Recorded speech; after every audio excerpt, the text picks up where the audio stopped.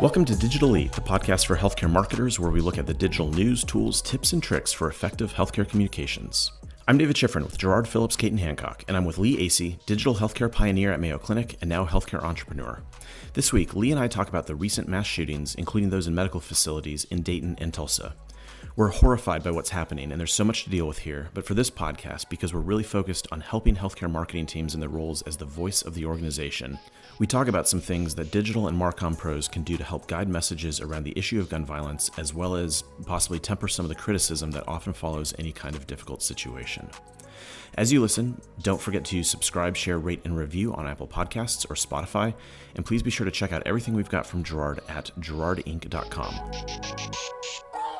The last couple of weeks have been a challenging time in society and healthcare. So I wanted to spend some time with you thinking about how we can support Marcom digital folks at healthcare providers and just give them some things to focus on very practically as they are dealing with all of the numerous headlines around gun violence and trying to craft messages that are productive for the community.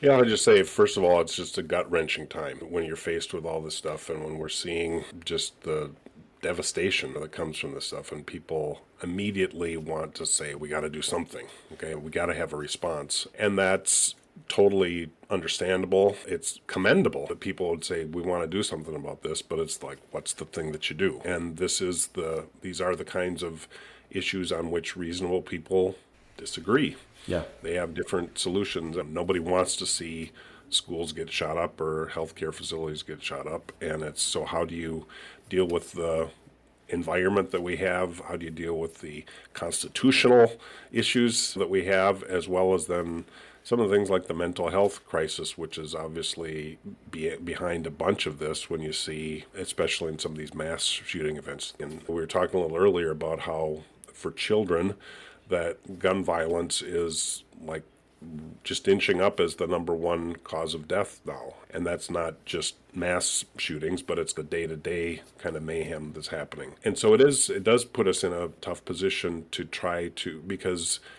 the desire that people will have is to have some kind of response, and then they say, well, our thoughts and prayers are with them, and people's like, thoughts and prayers don't do anything, and like then you get into, we've all lived that. Yeah, we've all lived that. It devolves so quickly. Yeah. And so I think from my perspective, the thing is, as marketing communications people working on behalf of organizations, our job is to help the leaders accomplish what they're trying to accomplish and what is the goal that they have by doing this thing, and thinking through what the implications are and how they might say this in put together messages that aren't accusing everybody else who's on the other side of who has a different opinion of bad faith, and to try to create an environment of respect. And I realize I'm saying this in the context of online discussions. How's that going to happen? But it's starting within the organization, probably, that where there is more decorum, perhaps, starting the conversations internally, close to home, and talking about, as organizations, what concrete positive steps we might take, and some of it might be around mental health, and that they're really addressing some of that. But it's a vexing time, and it's really a time when, for people who are in the public eye and kind of feeling like there's a need to take a public stand, it does make it complicated to try to say, so if we take that stand, what are going to be, gaming it out, what are the follow-ups that are going to come out of that, and what are we prepared to do that would make a difference? Yeah, I think that's such a good point, because putting a statement out about gun violence has to go beyond saying we're against gun violence. That's a default position, right? Nobody is for gun violence. So then what? Where do you go from there? And then I guess the other thing to think about with that is that, okay, when we're making this statement, what action are we prepared to back it up with from our organization? How are we going to constructively contribute toward this, other than saying these guys should do this or these guys should do that? It's like, what if leadership means doing something that is helping to solve the problem versus pointing fingers at other people and saying that the problem's with them. But for a healthcare organization, if you really are seeing it as a public health crisis or public health emergency, public health issue at least, then what can the healthcare organizations uniquely contribute to it that other organizations can?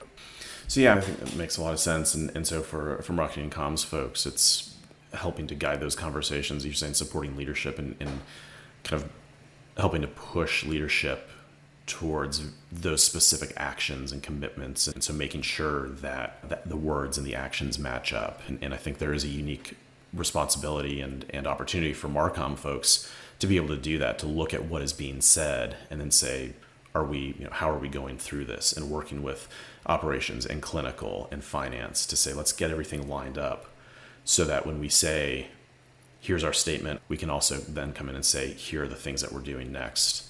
And we're prepared to deliver, and we're going to execute on it. And and to do it in a way that doesn't inflame the situation more. As I said, assumes good intentions on behalf of the people that are engaged in the conversation, so that it doesn't devolve, as you said. Let's look a little more specifically, Lee, now at an individual incident. What about on the sort of the back end of a situation? And that's going to inevitably, unfortunately, lead to people criticizing your response. It's what happens. People want something different than what they get by default. And so is there anything that folks should think about saying or not saying in response to potential criticism about what they said, how they handled it, et cetera, et cetera? I think just humanizing the people who are involved in the response, and just emphasizing that we're all torn up by what's happening here. And we're doing the best we can in the moment to be able to give people the information that they need and deserve and want, while also, protecting the privacy of we've got HIPAA, we've got all these other, issues that we need to deal with as well. And I think the big problem we're seeing in society in general is just a lack of empathy, a lack of being able to see from the perspective of those involved. And so by humanizing, even might be a place where the people who are involved in that, in telling the story, maybe even featuring them in some of this, telling that story of what it's like to be dealing with a situation like this. Because especially if you've got a social platform where you see the organization's icon is the response to you and it's not coming as a real person, then it feels disembodied. It could be an AI bot on the other side that's responding to you. So creating that more warmth, more personal bonding there, I think, is something that, particularly in the aftermath, that you might help people understand that nobody signed up for this. This wasn't part of you signed up for it and you handle things as they come in, but it's challenging for everybody involved. I love that advice of just humanizing and bringing the people who are behind those accounts, the admins, putting their names and faces potentially behind it. I think that's really cool. Okay, Lee, for the last segment is, when do you activate a response to something that's been said on social media? Again, it kind of goes back to what we were just talking about when people come after you verbally. Not thinking here about a negative review or, I wish this had been better, or the parking was crap, but just somebody who's really upset, getting a little bit loud. So is there a framework or a rule that should inform when you stay quiet, when you go public, when you respond to people directly, that mini reputational crisis? Yeah. It's a sort of a mini Hippocratic oath for communications, for online, that don't make it worse. So first, you just need to make the judgment: is this going to amplify? Is our engagement with this going to amplify it and spread it to a broader audience than if we tried to deal with it in another way? I think always, if there's an opportunity to reach out and connect with the person, to try to take that discussion offline, to try to identify if there's a way to face-to-face, human-to-human, be able to work through it. That's a win. Or that if you're able to. There's sometimes that's just not going to happen. There's just a level of animosity built up. That's where blocking comes in. And on some platforms that's not available, but you see that happen sometimes on Twitter, where I can say I've never blocked anybody. I've never had to block anybody, but you see sometimes that with muting conversations on Facebook or whatever, that sometimes people have had their say. You haven't muzzled them. You haven't stopped them from being able to express themselves. So it's not deplatforming them, but it's also saying, if somebody is determined, I think it was Winston Churchill says a fanatic is someone who can't change his mind and won't change the subject. That if you've made the judgment that there really isn't any winning this person over, that at some point you just need politely agree to disagree and disengage from it. And then, of course, if it's a patient concern, there's always the patient privacy HIPAA issue. You don't have the full ability that the patient has to be talking about the situation, because that's their private information, and they can disclose whatever they want, and you're limited in what you can do. So that's where you have to be very cautious in where you're going to engage, always trying to de-escalate if you can, but at first just making sure that you don't add fuel to the fire. Okay. And so that really does tie in, I'll retroactively tie it into the second point that we were talking about, where you're saying just humanize it, try to make those personal connections and talk about what happened.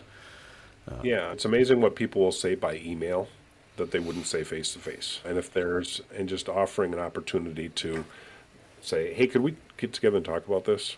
And I think that's face-to-face communications is an underappreciated, an underutilized tool. All right. Very good. Thanks, Lee.